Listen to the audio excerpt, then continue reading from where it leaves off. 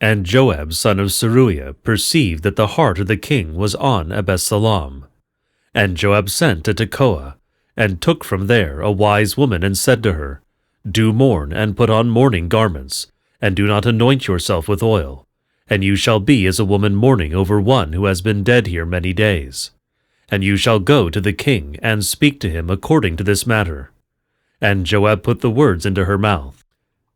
And the Tekoite woman went in to the king, and she fell on her face to the ground, and did obeisance to him, and said, Save, O king, save. And the king said to her, What is it with you? And she said, And certainly I am a widow woman, and my husband has died. And indeed your slave had 2 sons, and they both struggled in the field, and there was no one to part them, and the one struck his brother and put him to death. And behold, the whole paternal family rose up against your slave, and they said, Give up the one who struck his brother, and we will put him to death, for the life of his brother whom he killed. And we will remove indeed your heir, and they will quench my ember that is left, so as not to establish for my husband remnant and name on the face of the earth. And the king said, Proceed to your house in good health, and I will give command concerning you. And the Tekoite woman said to the king, On me, my lord, O king, be the lawlessness, and on the house of my father, and the king and his throne be guiltless. And the king said, Who was speaking to you? You shall also bring him to me, and he shall not any longer touch him. And she said, Do let the king keep the Lord his God in mind, that a next of kin of blood succeed in destroying him, and they shall not remove my son. And he said, The Lord lives, if a hair of your son shall fall on the ground. And the woman said, Do let your slave speak a word to my lord the king. And he said, Speak. And the woman said, Why did you calculate such a thing against God's people? Indeed, this word out of the king's mouth is like an error, inasmuch as the king did not bring back his own banished one. For by death we shall die, and be as water that is spilled on the ground, which shall not be gathered up, and God shall take a life, even as he calculates to banish a banished one from him. And now, what I came to say to the king my lord is this word, because the people will see me, and your slave will say, Do let one speak to the king, if somehow the king will enact the word of his slave, for the king will hear, and so to deliver his slave from the hand of the man who seeks to remove me, and my son from a divine heritage. And the woman said, May the word of my lord the king indeed be as an offering, for as a divine angel, so is my lord the king, to hear the good and the evil, and the Lord your God shall be with you. And the king answered and said to the woman, Do not hide from me a thing that I ask you. And the woman said, Do let my lord the king speak. And the king said, The hand of Joab is not in all this with you, is it? And the woman said to the king, Your soul lives, my lord, O king, if there is to the right or to the left from anything that my lord the king said. For your slave Joab himself commanded me, and he himself put all these words in the mouth of your slave.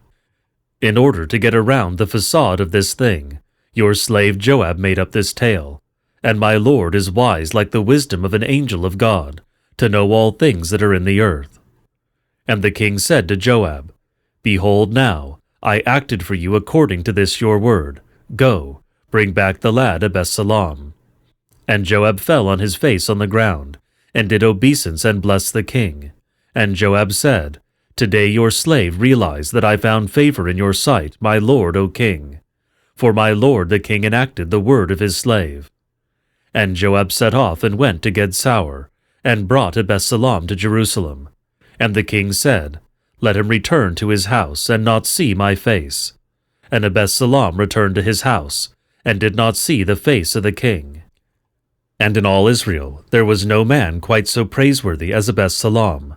From the sole of his foot even to the crown of his head there was no blemish in him.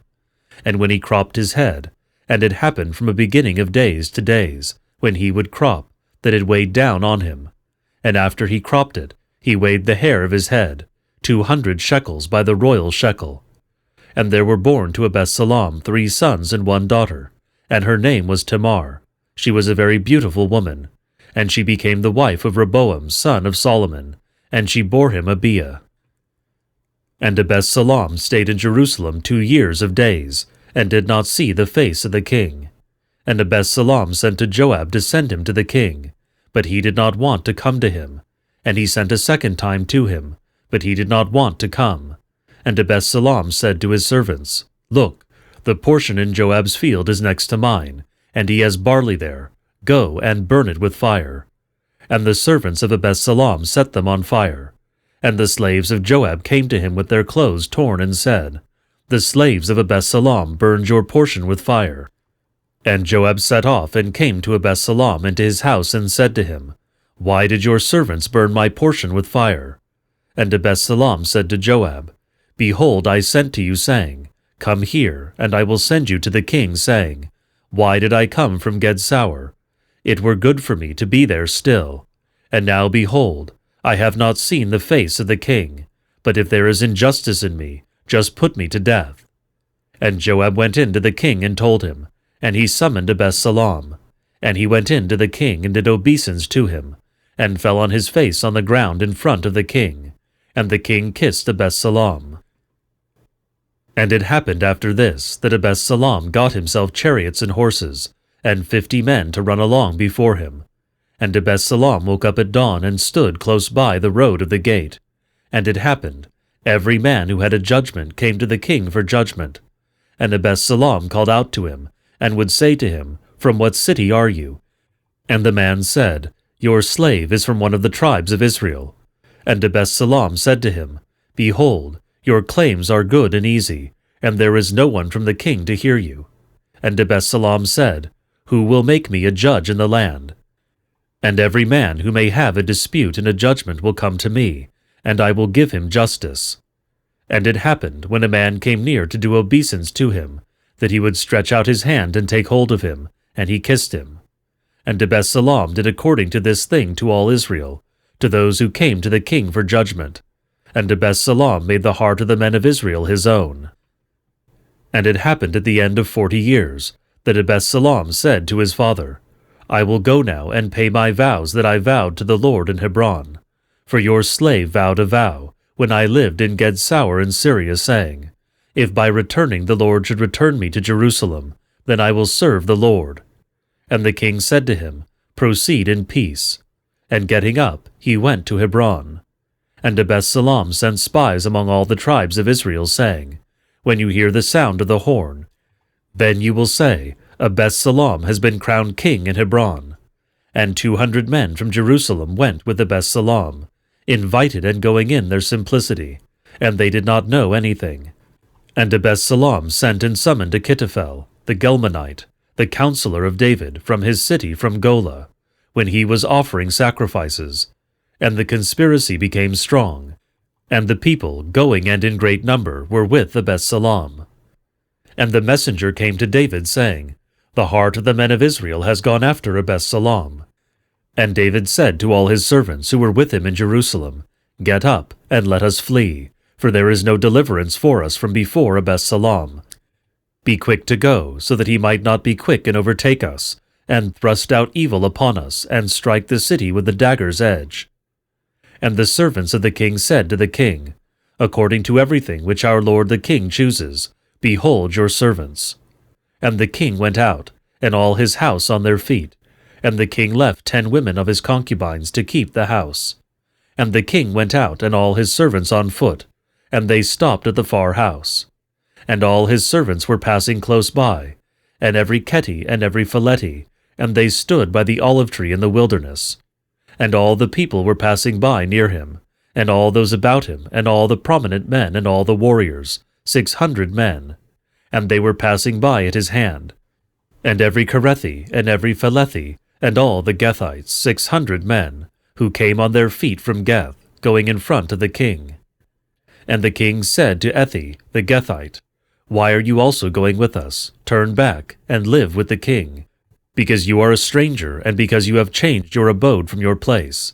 If you had come yesterday, shall I even today move you with us, and indeed will you evade your place? Yesterday was your going out, and today shall I remove you to go with us. And I will go wherever I go. Turn back, and turn back your brothers with you, and the Lord will do mercy and truth with you. And Ethi answered the king and said, The Lord lives, and my lord the king lives, for in the place wherever my lord may be, both if it be for death, and if it be for life, for there your slave will be. And the king said to Ethi, Come on and cross over with me. And Ethi the Gethite went past, and all his servants, and all the throng that was with him, and the whole country was weeping with a loud voice, and all the people were passing by at the Wadi Kidron. And the king crossed the Wadi Kidron, and all the people and the king were passing by the wilderness on the road's surface. And behold, and indeed Zadok and all the Levites were with him, carrying the ark of the covenant of the Lord from Bithar. And they set down the ark of God. And Abiathar went up until all the people ceased to pass out of the city. And the king said to Zadok, Return the ark of God to the city. If I find favor in the eyes of the Lord, then he will bring me back, and show me it and its beauty. And if he says thus, I have no want in you, behold, here I am. Let him do to me according to what is good in his eyes. And the king said to Zadok the priest, Look, you are turning back to the city in peace, and Achimaas your son, and Jonathan the son of Abiathar, your 2 sons with you. Look, I am at arms in Araboth of the wilderness, until word comes from you to inform me. And Zadok and Abiathar returned the ark to Jerusalem, and it sat there. And David was ascending by the ascent of the olive groves, ascending and weeping, and his head covered, and he went barefoot, and all the people who were with him, a man covered his head. And they were ascending and weeping. And it was told David, saying, Even Achitophel is among the conspirators with Absalom. And David said, Do scatter abroad the counsel of Achitophel, O Lord my God. And David was coming to Ruz, there where he did obeisance to God. And behold, there was Cusi the Archi, a companion of David, to meet with him, with his tunic torn and earth on his head. And David said to him, If you cross over with me, then you will be for a burden on me. And if you return to the city, and will say to Absalom, Your brothers have passed through, and your father the king has passed through behind me, and now I am your servant, O king, permit me to live. I was a servant of your father in the past and recently, and now I am a slave of yours. Then you will scatter abroad for me the counsel of Achitophel. And behold, Zadok and Abiathar the priests are with you there. And it shall be that every word that you might hear from the king's house, you shall also tell it to Zadok and Abiathar the priests. Behold, their 2 sons are there with them, Achimaas son of Zadok, and Jonathan son of Abiathar. And by their hand you shall send to me every word which you might hear. And Cusi, the companion of David, entered into the city, and Absalom was going into Jerusalem.